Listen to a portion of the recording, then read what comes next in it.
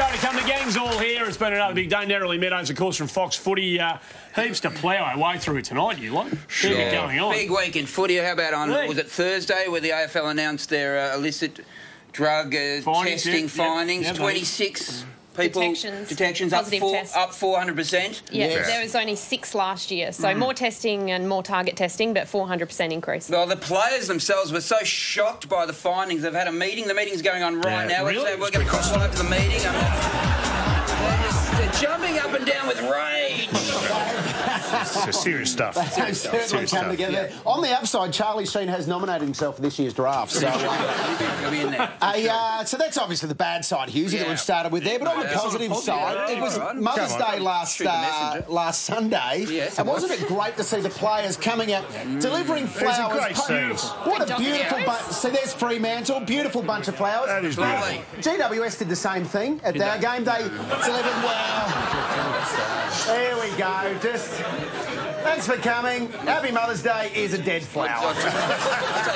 GWS, not even the flowers want to watch them play. I think that flower needs peptides. There it is. Well, guys, we had one of the best moments of the season, fair to say, last night. Nick Naitanui. I have to just stop you here. We're about to show you something, and it's a scene that may be distressing to Melbourne supporters. Oh, hello. Nick Naitanui, just an incredible moment last night at Patterson Stadium. Down by 4 points, just 30 seconds to go. He takes that grab, one of the best pack marks you are likely to see, and then has the composure to go back, line up with all of the North Melbourne players jumping in front of him and slot it through 2 points after the siren. And isn't he happy about it? The fans at Subi ecstatic. And you think Melbourne passed on him?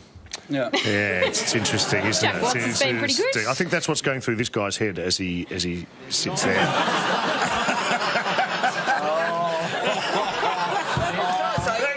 Classic, you need no words. There are no words. That tells you everything you need to know. It gets worse. I mean, with all due respect to Jack Watts, it does get worse by the year, doesn't it? It's a terrible thing to do when you talk about this sort of stuff, because you can do it, you know, for year in, year out, where some got them right and some got them wrong. But yeah, well, I mean, Buddy Franklin could have been at Richmond. I mean, we loved that for years. True. Why would you bring that up? That is just terrible stuff. Yeah. But they passed on Buddy Franklin. They went with Roughhead first too. So while you guys are arguing about this, plenty of other people were arguing about the free kicks last night. This was the one that led to the Nick Naitanui shot on goal.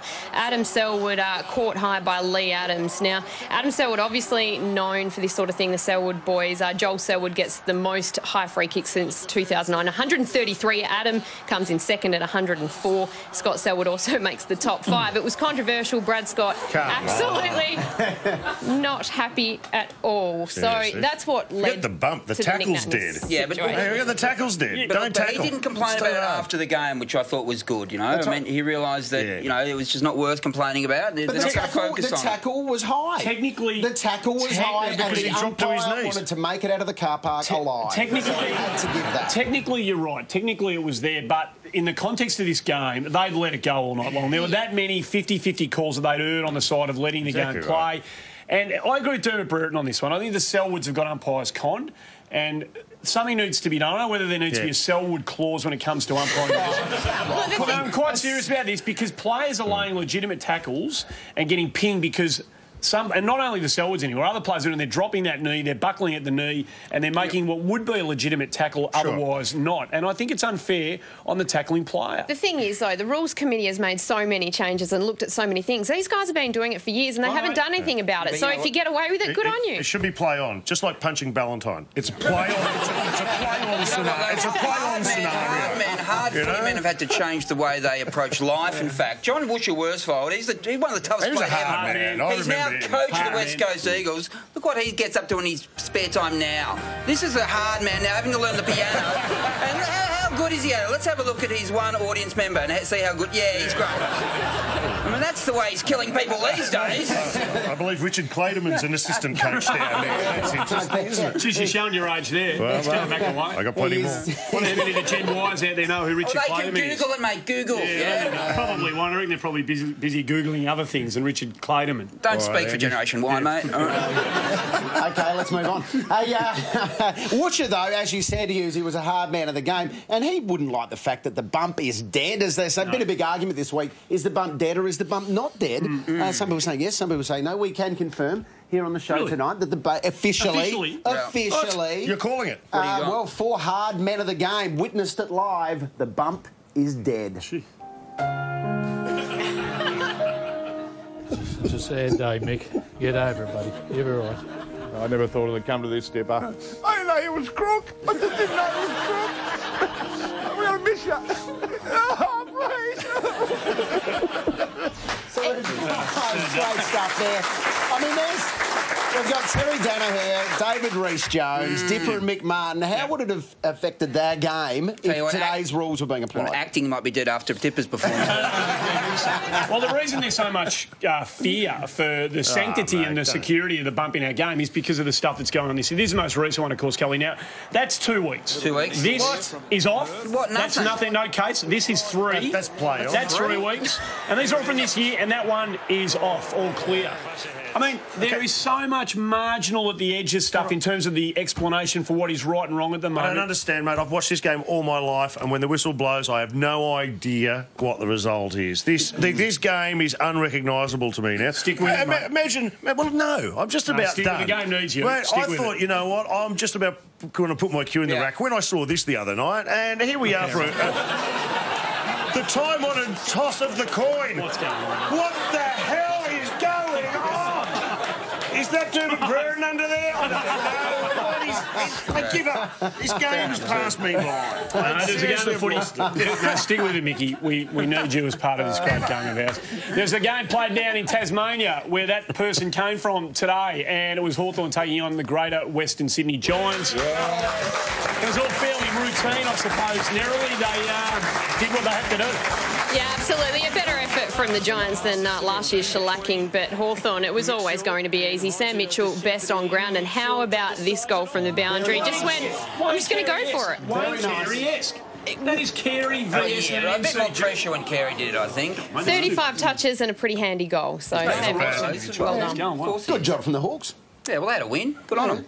Now, they didn't have Josh Gibson playing in this game, though, which is a bit of an interesting one because he picked up an ankle injury, Alistair Clarkson confirmed, from Goods' feet-first tackle from last weekend. Now, Dermot Brereton was not happy at all with the way that Adam Goods goes about things, and this is what he had to say during the week.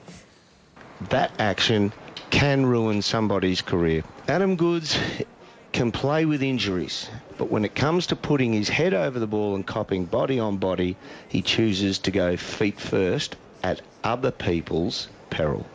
Now, the tribunal, or the match review panel, had a look at this during the week. They decided that it was a legitimate attempt to kick the ball and threw it out. So nothing to answer for. Well, I mean, Dermot mentioned the fact that he's got a little bit of form in this, and the history books will tell you if you just have a look at some of the other examples that Dermot's talking about. And the confusion here is that this is kind of what the rule was brought in to take out. Yeah, these dangerous feet first. There's a shocking decision against Tom Scully early in the game today where he fell over the footy. He overbalanced and fell over the footy and made contact with Luke Hodges. No, he wasn't diving in for the footy.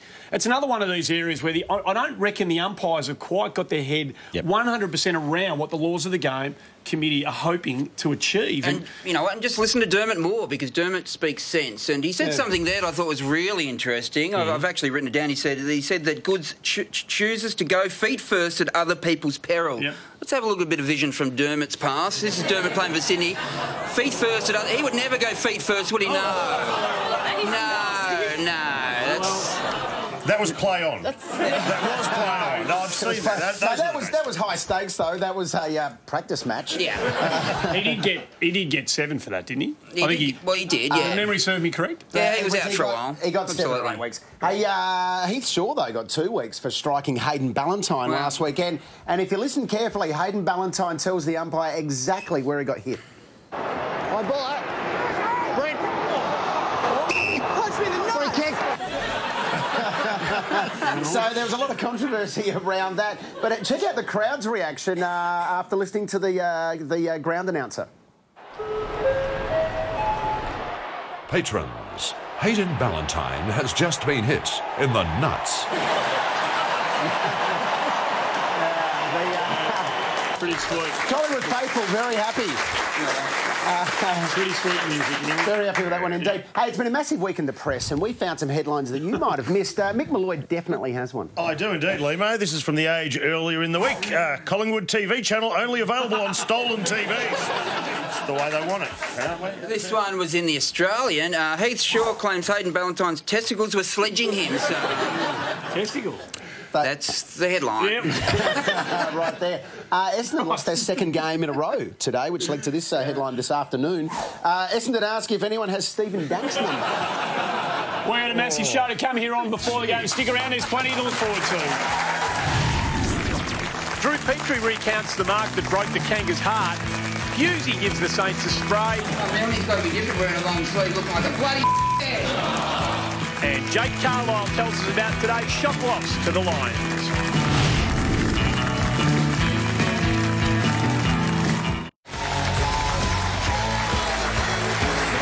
Welcome back to the show. It is before the game. Please make welcome from the North Melbourne Football Club, one of the great big men in the game, Drew Petrie, everybody. Great to have you on the show. Thank you. Thanks for coming in. No, it's all too familiar a tale, unfortunately, however, for you and your teammates, what happened over there in Subiaco last night. Boo as hard as you like. That hurt. That hurts narrowly. Another time. It was such a superb effort from North Melbourne to atone for last year's shellacking in the finals. Zeeble was just sensational in that last quarter, and then the skipper, who he looked for all money that he was out for the year with a knee injury last week, comes back no strapping at all and puts in quite the effort. But Josh Hill finished the game with 3 goals, and some of his moments were pretty special indeed. And then, of course, I hate to show you again this Nick Naitanui mark and goal to finish it off after the siren. But how tough is that moment for you to look back and to live at the time? Yeah, that's the first time I've seen it. We've been on a plane all day, so I haven't had a chance to look at the footage. But do you want to see it again? Yeah, not really. You are going to see it again. Yeah, thank you. No, it's thank you. Oh, good on you. Now, let's have a look exactly where you are here. I was clearly being held in the market. You're number 20. Where do you end up? My hand was almost near it. It's a Drew Petrie sandwich, isn't it? Yeah, it was shattering. We put in such a big effort, and last year we got flogged over there by almost 20 goals. So at least going into games now, we feel really confident, and the game style Brad's got us playing, as you've seen, is really competitive against everybody. You look like winners, can I say? You really do. I mean, you don't win, but you look like winners. In that moment there when Selwood's going about to take that kick, what are you? Are you sort of marshalling the troops? Are you just running your own race in a sense out there? How's that working on the ground? Yeah, pretty much your big guys have got to get to where the footy's going to get kicked, because we all knew it was going to go inside 50 and long, and we just wanted to spoil it and get it out of bounds and eat up 5 or 6 more seconds and then try and do the same thing again. Well, you got to 3 goals up with less than, I don't know, less than 10 minutes to go. You looked, it was, I mean, I tell you, I've got an award though, and it goes to, is this the stupidest or bravest journalist to ever attend a post-match press conference? Check out this question to Brad Scott. So, what do you make of that? 2 goals up with a couple of minutes left. What do you make of the finish? That's your question? That's the first question. Right. Well, someone had to break the ice, didn't they? Yeah. They must have rock, scissors, paper to see who was going to do that. Yeah, poor In all seriousness, how tough has it been? 3 losses, 9 points this season. But do you believe in the Brad Scott game plan, and do you believe that it's coming? Yeah, definitely. I think the last thing we want to do is look back in round 23 and see that, you might have missed the place by a game, or you could have, got top 4 if you had have finished, won those couple of games, close games. So whilst it's shattering, builds a bit of resilience, and luckily there's next week we can come out. We've got 3 games before the bye, and if we can pinch all 3 of those, then it keeps us in relatively good shape come finals. Come the back half of the year. Are you close? Do you feel like you're close? Oh, really close. Yeah, I mean the results have shown this year, and in every single game we've been in front. 2 points, I reckon. 2 points. And they're good sides again. too. You're going to show me that replay again. I'll tell you what is close to the cameras. We've seen the cameras on the coaches' boxes for ages, but last night there were cameras actually inside the West Coast Eagles box, and what got us was the size of the box and the coaching staff. It's just remarkable. But wait, till that camera pulls all the way out, and check out what's going on there at the end of the game. I mean, I'll tell you what. when you've got the resources, you can just fill it up with coaches, can't you? You were shocked just then by the amount that was going on. They were using all Mac books and things like that. We still use Commodore 64. So we haven't progressed yet. You've got some abacus. Yeah, but you're leading training. You're leading dance training. I've seen some vision of you at training. Let's have a look at how that goes. Let's have a look at you. You're leading. Have a look at you. You start pointing the boys. Now go this way there. Now we'll pirouette round here, and then we'll pirouette round there. What are you trying to achieve from that? Just a bit of a warm-up. We'll blame Steve Saunders for that. In Utah, when we did our pre-season camp over there, we started doing all these routine warm-up and things and those jumpy things, and we all said to him, do we have to do that out on the ground before we have to do a game? Does he have a ballet background? Or? No, he doesn't. No, he has a sprinting background. So, I tell you what, there's some good choreography there, but it needs a bit of music. Who could we call on?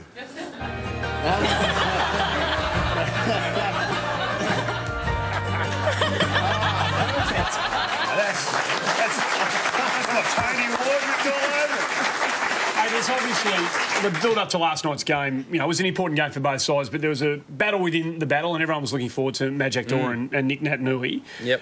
In the end, we know who probably prevailed in the head-to-head, but how's he coming along? You've seen him. We're all really interested in what he's got to offer. First battle here. The magic moment of the one-on-one, the first one-on-one of the game. And that's pretty special, watching those two athletes go up against each other. When that happened, I heard the crowd cheer, and I thought there must have been a streaker or something. I'm thinking, what are you cheering us out of bounds for? But then I thought it must have been Madge and Nick Nat going at it. Madge is going well. He's played I think it was his 5th game, and it's going to take a while before his consistency really comes. But the way he's progressed since the day he got to North Melbourne till now, he's shooting the lights out at the moment in his professionalism, and he's a good, fun kid. He's still very young and raw, but he's good to be around. They've been patient with him, though, haven't they?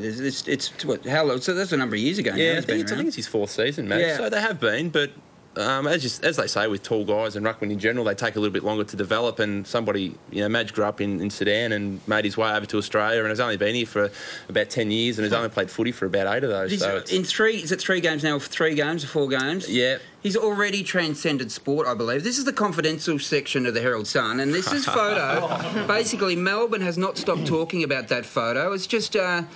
you see that every day. Does it shock you? That's an incredible... Yeah. Is his stomach stapled? Yeah. He's got an impressive rig. I'm just about sick of seeing him. He's in on the camera there, and he's in the paper every day. So you're sick of seeing it, are you? Yeah, well, it's probably a bit hard for Madge being in his bathers every time. Yeah, you're sick of it, are you? You're all right, yeah. Oh, right. Good on you.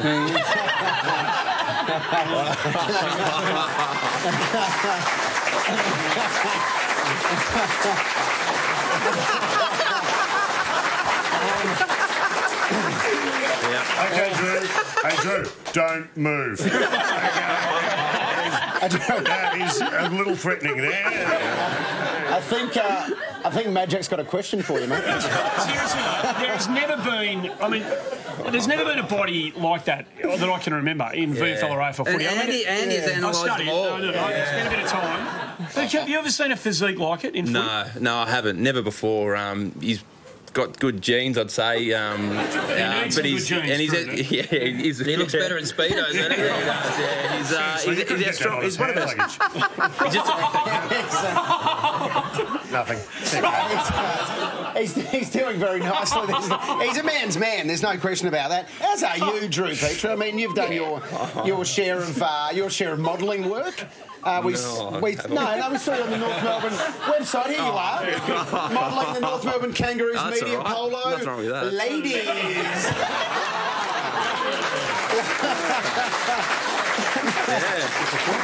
That's a mistake. I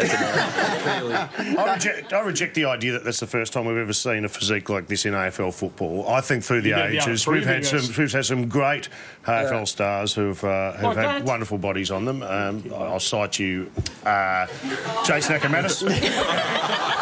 And hello, I'm Tredray. That's a good look right there. You know what I mean? It's been going on for ages. Yeah, no, I see what you mean. We're going to take a break. Drew Petrie is going to stick around on the other side of the break. Husey drifts down to Seaford to rev up the mighty Sainers.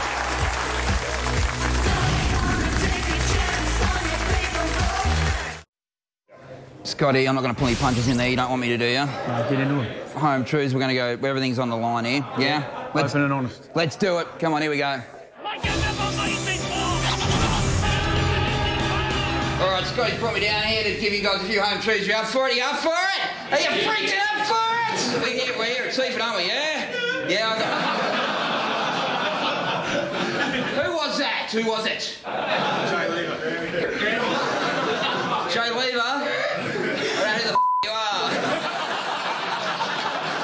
We love Seaford, don't we? Yeah. I had to get my passport renewed to get down here, but I love it. Nick Riewoldt, what's going on, man? Didn't you read the papers over summer? You're meant to be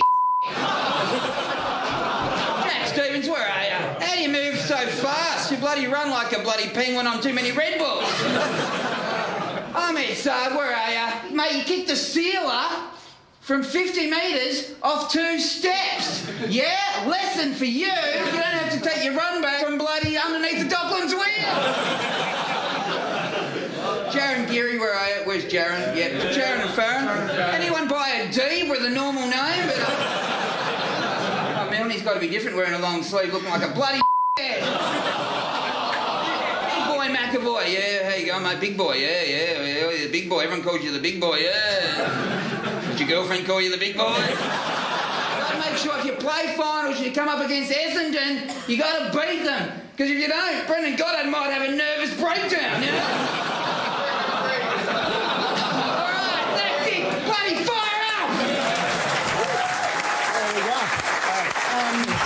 Our special guest, welcome back to the show. I just want to point out, how many of those have you done now? That's 3 super sprays. Well, I've done... and every time you've sprayed a team, they've lost. Well, I've done 2 at North Melbourne, haven't I? How have you gone both times? 1. You won 1? Did we? No. No, you didn't. You lost. Hey, we're talking about patience in the first segment with you in terms of Magic Door, but across the board, patience needs to be exercised, doesn't it? I mean, Brad Scott sat a bunch of us down a couple of years ago and said that the list was going to build together, and by 2014, he reckons the group was going to be really ready to start staking its claim in the top 8. Do you feel like you're tracking as a group towards that goal? Yeah, I think this year we certainly need to make the finals and win a final. Well, last year was a small step in making the finals, but we got flogged in Subi, and to make people stand up and respect us a little bit more is to win finals at the crunch time of year when you sort the men from the boys. So we still haven't done that. We've still got to get there this year, but I feel we're tracking really well, and you can see that the way we're playing, even though the results aren't going our way. So where did Magic go? He got subbed out for the 5th time. Do we know where he is? Oh, no. He's got some vision. Oh, there he is. There we go. There's trouble brewing. Right there. What's that? Very nice. He wants to get away from them as quickly as he possibly can. One of your teammates who's just been sensational this year is Scotty Thompson. What have you made of his form? Because his transition has been fantastic. Yeah, it has. It's definitely all Australian form. He's been able to keep a lot of key forwards goalless in games. He kept Buddy goalless the other week, and he's just really competitive, and he gets a bit of help from the other defenders as well. So they certainly get the job done as a group, but Scotty's led the way, and not have him full back for the All-Australian team. He's a lot smarter than he used to be. I mean, there's no doubt about that. I mean, I've got some evidence of when he wasn't smart and he needed help. He played on Barry Hill once. He did that. That's not a smart thing to do. It's dawned on him about now. Yeah, have a look at the other players. They've got to get involved there. Like, we shouldn't be here. I mean, Barry had to let go. Well, that could still be going on, to be honest. What were your thoughts on that as it was unfolding? Yeah, I was in the stands injured that year, but if you poke the bear too many times, it'll bite back. And he says, Scotty, that he felt like he was about that close to passing out. And then I think Barry knew that, and so he let him go just before he passed out. It looked pretty serious. Now, someone who's been doing great work at your club for years is Michael Frito. Played his 200th game against the Bulldogs last weekend, and quite rightly was chaired off the ground. Absolutely. And we saw that here, and it was a wonderful chair too, I've got to say. I enjoyed that chair. I watched the chair and I thought, wow, what a good chair.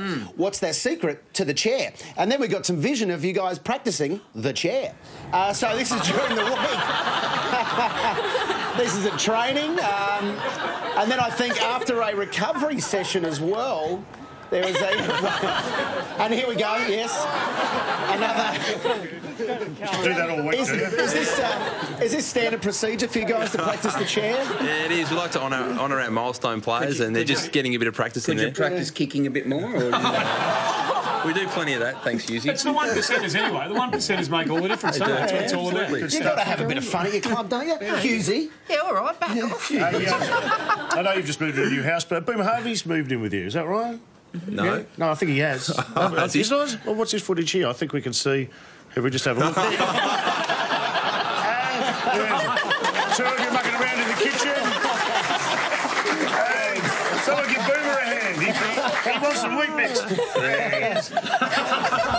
Good times, just the guys at home. Yeah, it is. Yeah, a bit of boy time. I lived with Boomer for a couple of years, and now I'm just repaying the favour. He's moving in with me. We talk, mate. We spent a bit of. Joe Carlisle's going to join us in a second. We're going to talk to him about Dustin Fletcher and the unbelievable longevity of his career, but. This guy's not far behind him. I mean, he had, again, displayed last night that he's still got that speed. He's still got his step. It's amazing. This is smart. I want to know the communication here. Was there any communication between you two at all? Oh, I don't want to give away too many secrets, but Boomer, after I took that mark, it was probably right on my distance, about just outside 50, and Boomer said, just watch out for a leading forward, and I didn't know it was going to be him. But So he's given you riddles there? Yeah, he has. Yeah, he's confused the life out of me. But, yeah, I was too far out, and I was either going to kick it long to the top of the goal square or look for a lead-up, and Boomer was in the right spot. It was great. It should have been the winning goal, shouldn't it? Well, yeah, 2.5 goals up late in the middle of the fourth quarter, and you'd think we could ice it from there. How much longer can he go for? If Boomer plays, which he will, consistent footy for the remainder of this year, the club will, I'm pretty confident he'll go again next season as well. So the 6 weeks was bad and not a good way to have a 6-week rest, but it's freshened him up, and he'll give us heaps in the remainder of the year. Okay. Now, Lindsay Thomas, he's been an absolute star, but he also cops it a fair bit for the free kicks. And last night there was another one, a bit of an incident where he gets put down off the ball slightly, and Lee Matthews at the time said he was milking it for all it's worth. And then after the game, Travis Boak, right at the time that happened, Travis Boak went to Twitter to express his thoughts. Now, of course, he doesn't mention Lindsay there, but it was right at the time that it happened. He could be talking about celebrity splash. I mean, no, that was well and truly off air by the time that tweet went to it. What do you think as a teammate? How do you react to stuff like that? Yeah, well, Lindsay, he's a very passionate footballer. He'll do whatever he can and whatever it takes to help us win a game of footy, and he's been sensational for us. I think he might be still on top of the Coleman, so he's doing plenty of great things. And to pick out a couple of things like that, I don't think it's very fair to Lindsay. And I suppose if a player from other clubs referring to the actions of something like Lindsay, then you'd want to be careful that the boys at your own footy club aren't doing the same thing. Here we go. Return serve to Travis Boak. Hashtag Boak, shut up. What have you got Port Adelaide next? Shouldn't have said that. Yeah. I think, like you said, with the high tackling, like everybody's ducking into them these days. So it's just the rule, and any contact over the shoulder, the umpires are paying a free. So hashtag Selwood's a ducker. No, I'm saying if you can't beat it, join it sometimes. Right, yep. Fair enough. Finish digging. Drew,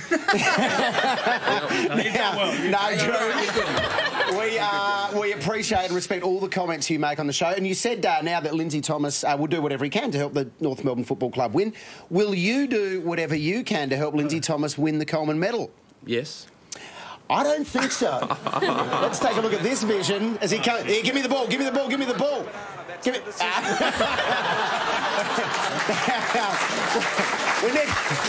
To be fair, that was last year.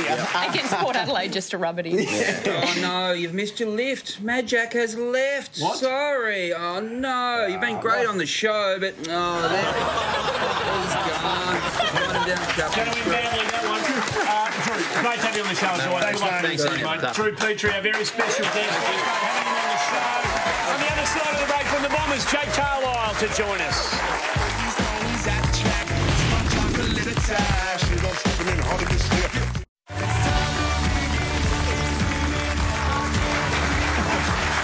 Welcome back to the show. It is before the game. Please make him welcome. One of the finest young key position players in the competition. Every other club would like to have him. Essendon's got him. His name's Jake Carlisle. Everyone. Great to have you on the show. There's a lot that we want to talk to you about, young man, but before we get stuck into any of that, we have to catch up with our other big gangly mate who's out and about somewhere. We don't know where he is, but I'm sure he can hear us. Good evening to you, Fitzy. Hello, guys. How are you? Very well. Very well. Hey, I'm at the G, Andy. I'm here for the big Pies versus Cats game, touted as a blockbuster, or for a majority of the fans here, a cell blockbuster. No, it's positive, though. It's good to see a majority of them get day release today to be here at the game tonight. A few of the Pies have got injuries tonight, and one man who is going to be sorely missed is a gun footballer and a sex symbol around the club. It's Daisy Thomas. Daisy, welcome to the show. It's Tomlin. Hi, mate. We've got to ask about the ankle. You got the moon boot on, Daisy. 2 weeks. Is that going to be enough for you to get back out in the park? Fingers crossed, mate. Yeah, 2 weeks. We'll see how it goes, and whether it's 2 or 3, but hopefully sooner rather than later, buddy. And you lost to Freo last week. You got the undefeated Cats tonight. How's the confidence been around the club this week? Yeah, obviously the boys were pretty flat last week, mate. It's never good losing any game, and let alone over there in Freo and copping it from their crazy supporters. So it's a big one tonight, and the boys are up and about down there, and hopefully they can get it done. All right, now there's whispers this week that Collingwood are going to get their own TV channel next year. Are you going to have your own show on that, Daisy? Oh, if they're having their own channel, I'd hope to get a show. Well, it's 24/7 dedicated to the Pies. What are they going to have on there, mate? What are they going to fill in time with? Have you got any idea? Well, if they followed me around, it'd be a whole lot of jargon. They'd maybe send off with Swanee getting a few tattoos, or, you know, he's sure at the kindergartens where he hangs out, I don't know. Well, if you don't mind, Daisy, I've got a few suggestions if you could pass on to the club, if that's all right. These are going to be all right, great. Here's a few ideas. What about this one? Better Homes and Bogans. That's a good one. Or better units. That one's for the kids, SpongeBob Blair Pants. That gets a bit tiring after a while. This one's one of my favourites, My Prison Rules, where contestants don't play for cash, they play for cartons of durries. This one, The Biggest Boozer. No weigh-ins on this show, just a case of beer and lock-ins. And this is also my favourite as well, Ready Eddie Cook. That one's not set in a kitchen, it's set in a backyard lab in Preston somewhere. So there is one show on Channel 10 before I go that has been confirmed at the end of the year, and that is The Bachelor. I don't know if you know about this, Daisy. Yeah, I'm actually casting at the minute. Yeah. Oh, yeah? Well, no, mate, they've found The Bachelor in conjunction with Collingwood TV. It's the Collingwood Bachelor, and here he is, everyone. It's Joffa. So, ladies, get your registrations in. The criteria is you need a pulse, minimum of 2 teeth, and also it'd be great if you could be legally blind. So, good luck on that. Daisy Thomas, thanks for coming. Thanks for coming on the show. Good on you, Daisy, and of course, good on Joffa. Great stuff there. I'm sure all Collingwood supporters keen to see you back. Jake Carlisle is our very special guest. Didn't go according to the script today, mate. This was not one that most of us saw coming. Brisbane knocked you over at Etihad Stadium.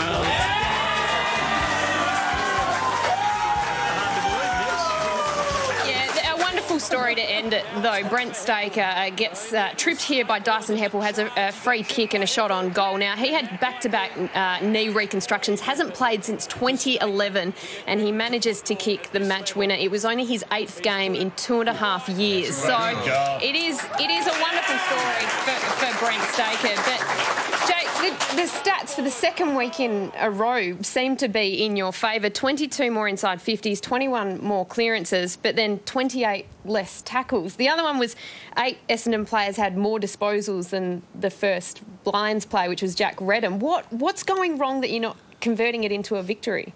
Obviously, we're not playing the way Hurdy and the coaching staff's put out to us, but you know, another opportunity next week to lift. So I think we're beaten on the day by a better side. You know, they come out firing. They've got a lot to play for with Vossi and the next 8 weeks that they've got. So yeah, we'll lift next week. Did you feel flat today, or? No, I wouldn't have thought so. Just, yeah, boys weren't ready at the contest, and obviously they had a bit more intensity than what we did.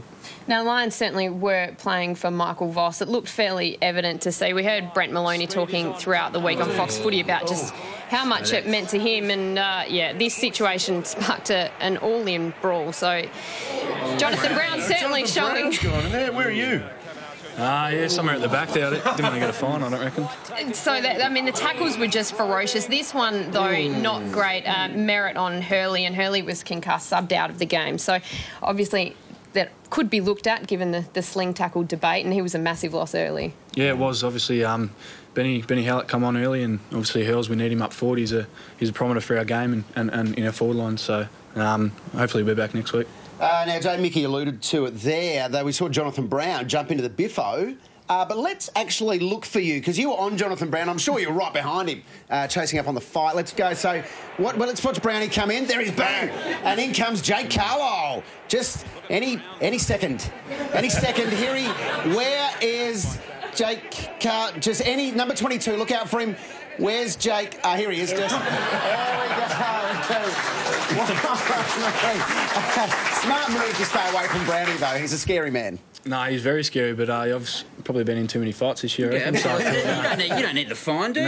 No, you don't get paid enough anyway. That's it. So I agree. And did Courtney Dempsey get fined for his little misdemeanour during the week, where he obviously got demoted to the reserves, didn't he? Yeah. He was out when he shouldn't have been out. Yeah. Yeah, he shouldn't have been out. And he posted a photo on his Instagram. Is that right? Let's just have a look at that photo. And did he claim he didn't know what time it was? Because let's have a look. I think he did. I think he knew what time it was. Yeah, well, the watch. Is that Mickey, what's that? 4:10? I noticed that by the back of my hand. That is 4:10 in the morning. You can clearly see that right there. How much did you miss him though today, or did you miss him? He obviously hasn't played the last 2 weeks, so we've missed him. But he would have come back in from this ankle injury. He would have been right. I think it was a grand final we played against Geelong, but we just thought we'd get him right for this week. He got over 200 likes on Instagram, so that's okay. Hey, you're one of the most promising young key position players in the competition. You've been down back for most of your career so far. How much time have you spent picking the brain of Dustin Fletcher, this great resource right next to you? Do you spend a lot of time having a chat to him about how to do the job? Yeah, obviously we've got Dustin Fletcher, Carl Hooker as Tate Pears as well as our key defenders. So we do a lot of vision together, and obviously Sean Melman's our defensive coach. So we do a lot of research during the week, and obviously know who we're going to play that week and go from there. He's a pretty sleepy bloke. Does he give you a bit, Dustin? Sleepy? Yeah, he's pretty relaxed character. Oh no, he's pretty relaxed. He's a good bloke. Yeah.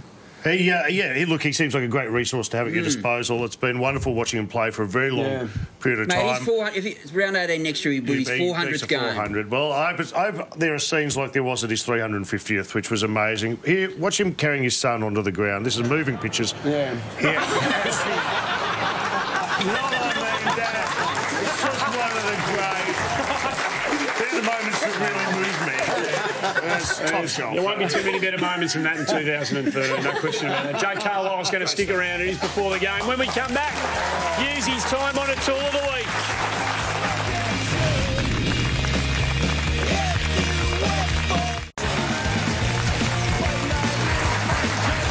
Welcome back to the show. Jake Carlisle from the Essendon Footy Club, our special guest. Jake, goal review. What do you think about it? Because there was a very, very controversial one today. Jonathan Brown took the mark, looked like it was over. They said that it was a point, and then field umpire said it was a grab. What did you think? I thought it was a point. Look at that.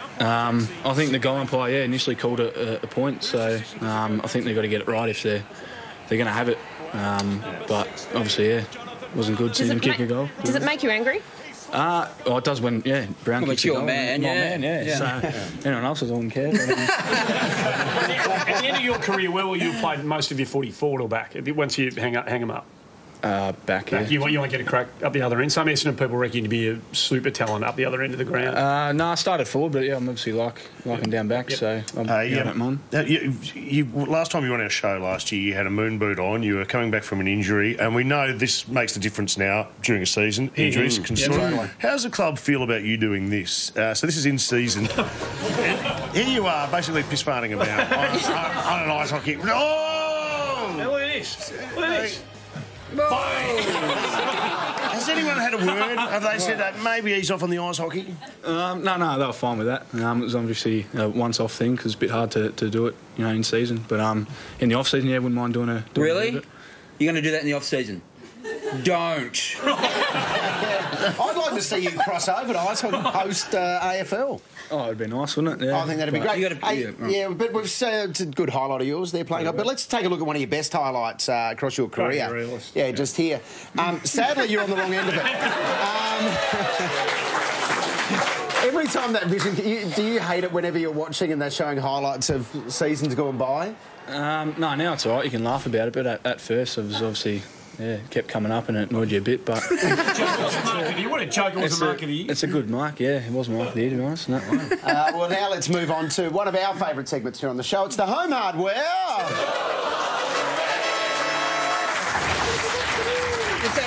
This hurts me a lot, but I've got to do it. Carlton got beaten by St Kilda the other night. Very disappointing loss, no doubt about it. No, I've got to, man.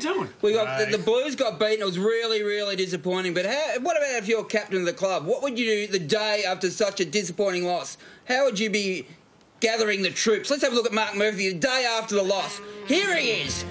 That's Mark Murphy pretending to be Stephen Kernahan the day after a humiliating loss. And if you do get dressed like that, do not have a press conference where you're asked serious questions. We've got to bounce back, obviously, against Port Adelaide this Sunday, so be a good test there. Been going really well so far. What, the fancy dress has been going well? Think about it, Murphy! Enough! All right, that's why you're the Home Hardware Tool of the Week. You win the bike with him. I am George Rover. Go where the tradies go. He was torn about that all day, folks. I can confirm that. We're going to get a break out of the way. Our final one for the show. Jake Carlisle. More of him on the other side of this.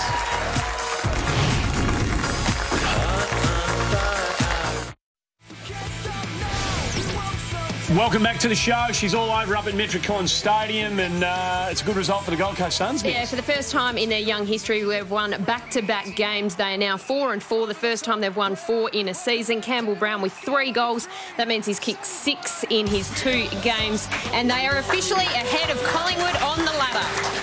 We're 9th on the table as we speak, so the momentum is building up there, which is a good positive thing for the competition to see. Yeah, good on them. And now, Jake, you've got Matthew Egan working out of the club. Is it true that you're dating his cousin and you asked for permission to date his cousin? I think there's a bit of mail on that.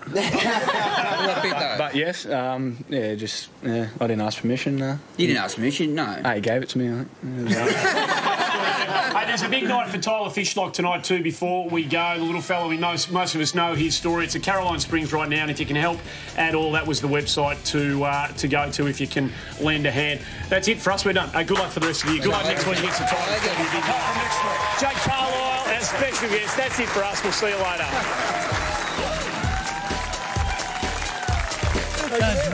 Who changed the bloody rules? That bloody rules committee. Kevin Bartlett, he's the bloke. That's the one, that's the bloke. Yeah. He's the one we go that's after. The one. Hey. Anyway, we can't believe it's gone. That's all right.